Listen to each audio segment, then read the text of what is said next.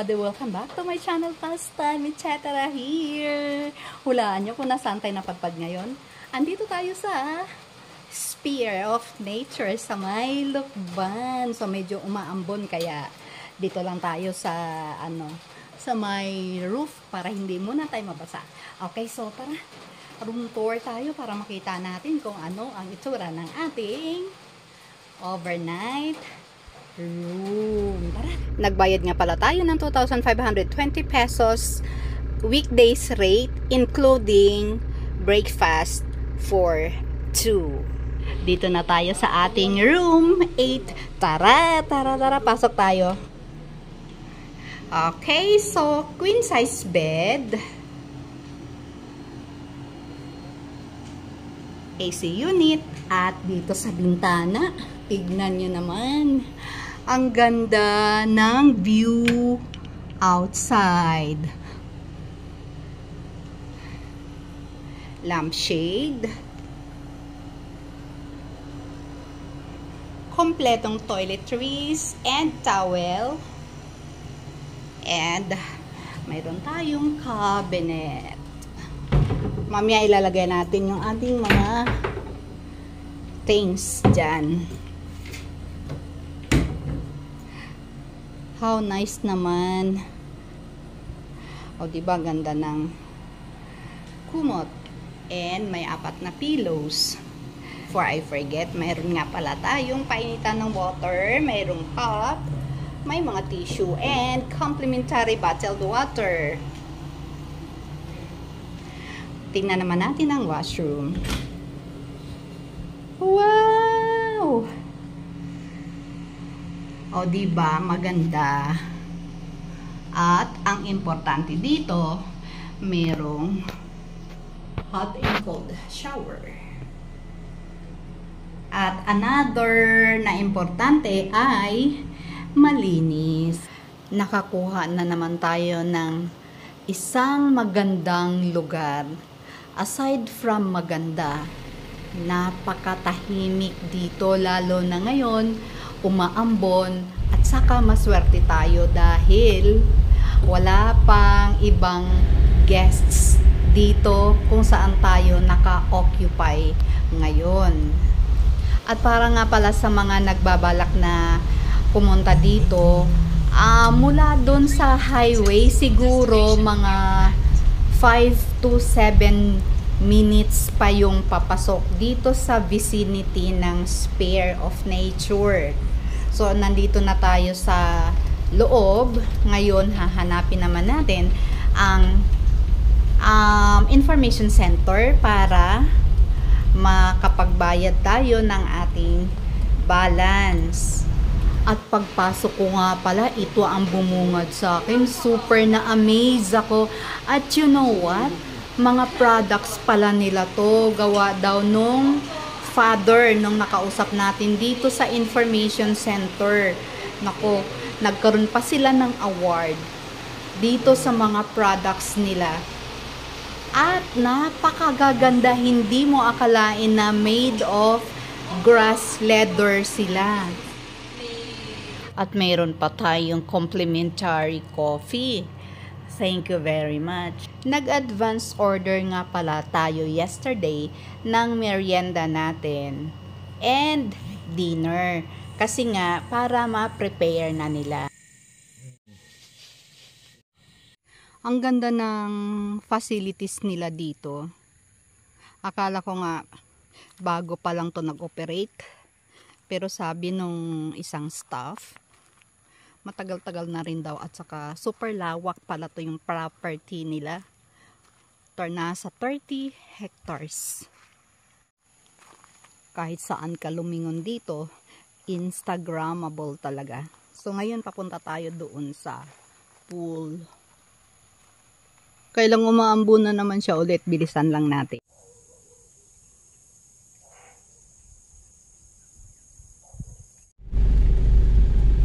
Mayroon nga din pala silang bee farm na daanan natin kanina along the way. Banda doon sa kabilang side. Ito nga pala ang bee farm. Ito ang second pool nila. So mamaya, hindi naman tayo pwedeng maligo, pero babalik tayo dito ulit. Magpapalipad tayo ng drone para makuha natin yung buong area nito.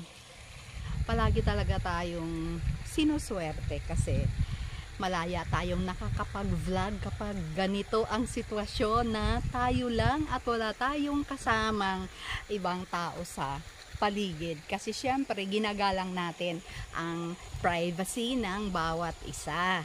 Gusto kong alang palang sabihin na baka kasi nagtataka na kayo bakit gala ako ng gala.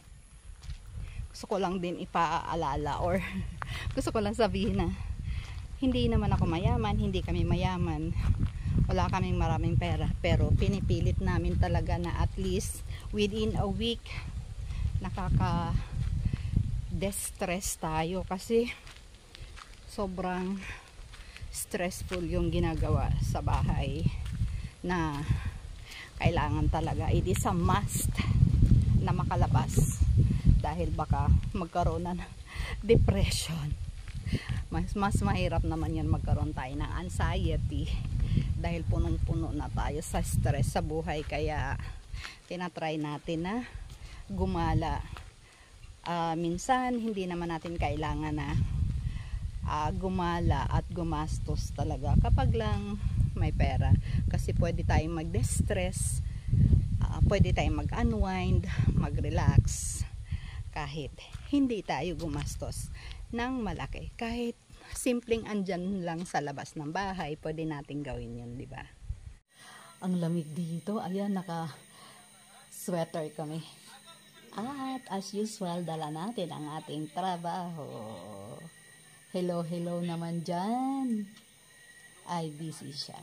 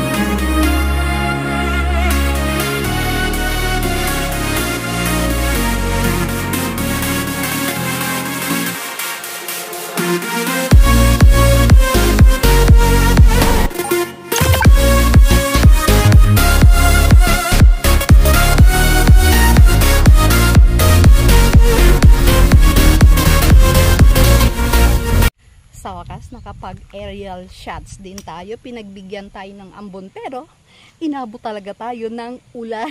Nabasa yung drone, pero nakakuha naman tayo. So yun ang importante. Ngayon nandito ulit tayo sa pool, kahit hindi tayo pwedeng maligo, pero mayroon tayong babantayan dito na isang bata na ayan na, nakita nyo, ayan na, lumublob na.